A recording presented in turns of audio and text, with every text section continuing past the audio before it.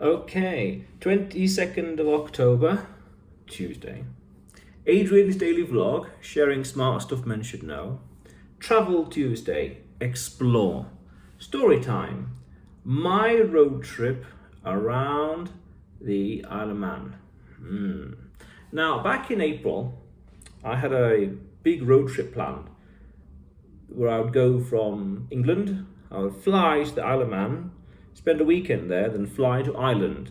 The main objective, the goal, I did a video about this as well, having a certain goal objective in travel, was to climb 3 mountains. Initially it was 2, really it was 1, and then over time as I researched and learned more things, there was 3 mountains in total. Now I went to the Isle of Man back in April, spent a nice weekend there. I did some nice videos there as well. One that I felt was really popular and really important was hiding in the corners of the empire.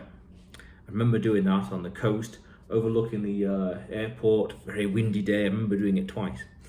Now, the Isle of Man is a unique place because you see, people in the UK haven't really gone to these overseas territories, Gibraltar, Bermuda, the Cayman Islands, Isle of Man, Isle of Wight, Channel Islands, Sark, and other places like that. So they're a bit, not very common, which is a bit ironic because they're so close, they're so easy to get to, and somewhat cheap, surprisingly. I mean, the flight itself was 40 minutes, nothing. And I had 12 or so seats to myself. Six seats for me and 6 seats for my luggage, my backpack, easy stuff. So the Isle of Man is a nice little place. Now there's a few interesting things I was told there as I picked up my car to rent. I was told there's no national speed limit, historical reasons.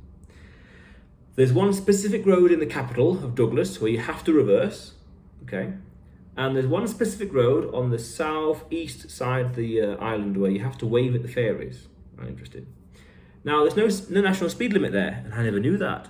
Now, I know there's no national speed limit in Germany, but I never knew there was no national speed limit in Isle of Man. But the roads there are not particularly, there's no motorways, or A roads and B roads. So some of these roads you don't want to be going 60 miles, 70 miles per hour down, which is a little ironic because the island is famous for its TT games. What was that called again? Tourist trials, I think it's called, every year in May, I think it is. May or June, something like that. And that's just racing, motorcycle racing. And the motorcycle culture is somewhat obvious in the place here and there. Now, some of the roads you don't want to be going down 60 miles per hour. 40, 50, comfortable. Winding, blind corners, hills, blind summits, you name it. And the island itself, you can get around very, very easily. I thoroughly enjoyed being there. It's a bit empty, a bit scarce, because there's nature everywhere, little villages here and there, one little tiny airport, a little town over there. So it's a little bit scarce, a little bit empty, but overall, very nice little place. Now, in Douglas, that road we have to reverse down, I thought to myself, I'm not going to bother with that. I don't want the hassle, so I try to avoid it in general. I parked somewhere nearby and didn't bother with it. Same with the ferries. Now, somewhere in the southeast side of the island, there's this little bridge. I remember seeing it and I was researching the place. And next to it, there's like a ferry house or something like that. And you have to wave at the ferries, You have to wave begrudgingly or willingly or whatever, wave at the ferries, otherwise, you get bad luck. Okay. So I thought, right, I'm not going to tempt fate. I'm going to avoid that road completely. Had a great time, no real problems.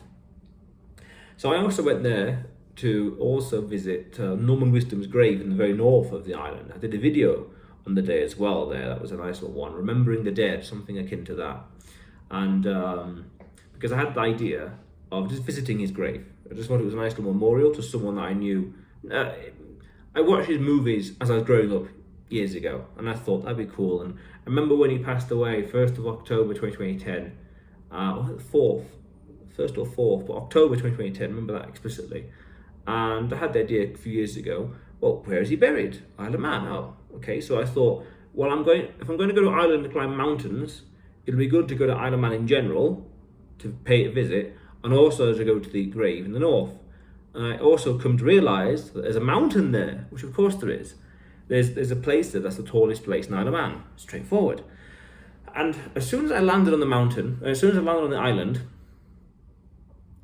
car, Airbnb, went straight to the mountain. Very foggy that day. Oof. And I thought it must be always like this. Oof, disaster. But a bit of manoeuvring, straightforward, managed to, whatever else, get through it. The next day, Saturday, around 12, in the morning actually, I wanted to go climb it, tick that box, get out of the way. Cloudy weather. Ended up waiting, say, 6 or so hours, midday, 1 p.m, climbed it.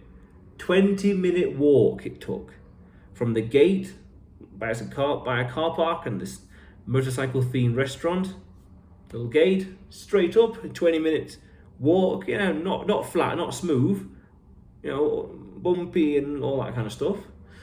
And then the summit, nice little cafe, little train station, a big aerial of some sorts and a platform. A nice little plaque, that's it, at the top. A platform as well and a plaque. Very nice. 20 minutes tops. Unbelievable. Great fun though. I'm glad I went to the Isle of Man, to check it out, see more of the UK in general. I'm glad I climbed that mountain, discovered it kind of by accident. I'm glad I went to see the grave in the north. That was a nice little road trip around the island as well. And I spent Saturday and Sunday just driving around the mountain, around the island in general, in the north, in the west, the east, the south. Yeah, nice little unique place. There was a nice little road in the middle, one of those thin roads that are, through the country lanes kind of thing. I can't really point it to on the map, but some places there, especially in April weather, reminded me of Gran Canaria. Winding roads, big cliffs, a small little island, or an island in general. It was a beautiful little place, and I did a video about this as well, hiding in the corners of the empire while I was there. And it talks about finding these unique places in the world that have a nice balance of culture and prices and law and whatever else, but at the same time hidden away, tucked away, that people tend to overlook for whatever reason. And I think that's one of them. And that's also why I like the idea, of maybe going to the Channel Islands in the south, Guernsey and Guernsey, but not sure when. So, okay. So that'd be cool. So yes, it was a nice little adventure. And I was told by my Airbnb host, and I'm pretty sure I mentioned this in the video as well I did on the day. I forgot which video. I remember where I was walking up the path near Foxton, talking about, actually, Shadow's Empire mentioned as well. But yeah, her Airbnb host said that this is what England used to be like. I've got no idea, but interesting statement, interesting comment. And yeah, it was a nice little place and almost indistinguishable from anywhere else in England, apart from the no speed limit thing. There's speed limits in general, 20 miles per hour road, 30 miles per hour. But once you get onto the main A roads, I guess, no speed limit, you just go. Now apparently also there's police that patrol and watch out and, watch the roads. I had no issues. I couldn't say anything. Otherwise it was nice. I remember in the south, a little living museum kind of place, and the little hill next to it, and the little hill, and there's a nice little ridge along next to another little town, nice little seaside town, the castle here, yeah. I remember a little waterfall I found in the middle somewhere. That was quite unique, nice, unique little place. Yeah, a nice, beautiful little place, and really glad. It's one of those things that I'm glad I made the effort to be there and to see it and touch it and be part of it. Just in general, really glad. Nice little place. Is it worth going again? Yeah, sure. 5 days, 7 days, whatever. Especially because the flight is so easy to get to. I can't remember how much it was in general, the tickets. I can't remember, 50, 60, 70, 100 there in that vicinity.